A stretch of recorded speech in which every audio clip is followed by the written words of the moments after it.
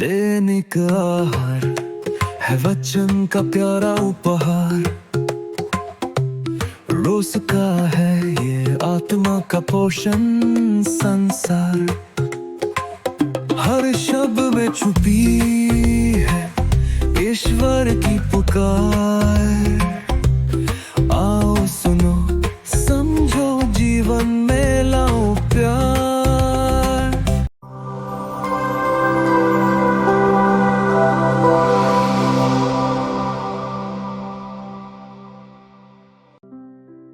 पिता और पुत्र और पवित्र आत्मा के नाम पर आमीन।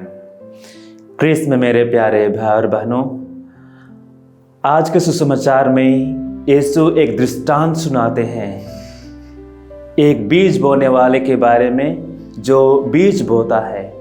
ईश वचन की तुलना उन बीजों से करते हैं जो बोए गए थे। हमने देखा है कि एक किसान किस प्रकार अपनी जमीन जोतकर जमीन तैयार करता है और उसमें बीज बोता है, जिससे उसे अधिक मात्रा में फसल उत्पन्न हो, उसे फसल मिले। जो बीज हम बोते हैं वह देखने में निर्जीव दाना जैसा लगता है, परंतु उसमें कुछ समय के बाद उन बीजों में से एक नए पौधे अंकुरित होते हैं। इससे हमें ज्ञात है कि जो बीज निर्जीव जैसा लगता था, वास्तव में उसमें जीवन मौजूद था। इसी प्रकार यीशु के अनुसार ईश वचन में जीवन निहित है। वह जीवनदायक है, वह शाश्वत जीवन का स्रोत है।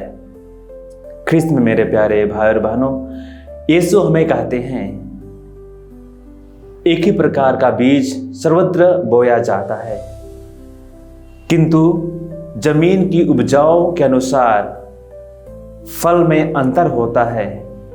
इसी प्रकार ईश वचन एक ही है, परंतु उसका प्रभाव और फल श्रोताओं की मन की स्थिति के अनुसार भिन्न भिन्न होती है।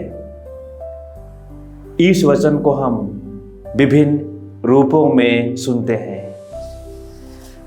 अच्छे श्रोता होकर ईश वचन सुनने मात्रा में हमें तृप्त नहीं होना चाहिए। इसे अपने मन और हृदय में बहुमूल्य धन के समान रखकर उस पर मनन करना और अपने जीवन में उसका तात्पर्य समझना और उसे अपने जीवन में लागू करना है। आज हम एक डोमिनिकन संत थॉमस एक्विनस का पर्व मना रहे हैं। वे ईश वचन के अच्छे श्रोता बनकर उन पर मनन चिंतन किया और वे अपने जीवन में लागू किया। ख्रिस्त में मेरे प्यारे भाई और बहनों, आज वे हमारे लिए ईश वचन को सुनने के लिए हमारे एक आदर्श संत हैं। हम अपने अंतःकरण की जांच करके देखें कि जो ईश वचन हम प्रतिदिन सुनते हैं उनके प्रति हम कितने सतर्क हैं और उनके अनुसार जीवन जीने में कितने सक्षम हैं। आइए आज हम प्रार्थना करें कि हमारा हृदय कठोर ना हो, बल्कि कोमल तथा फलदायक बने। इसके लिए हम प्रार्थना करें। पिता और पुत्र और पवित्र आत्मा के नाम पर आमीन।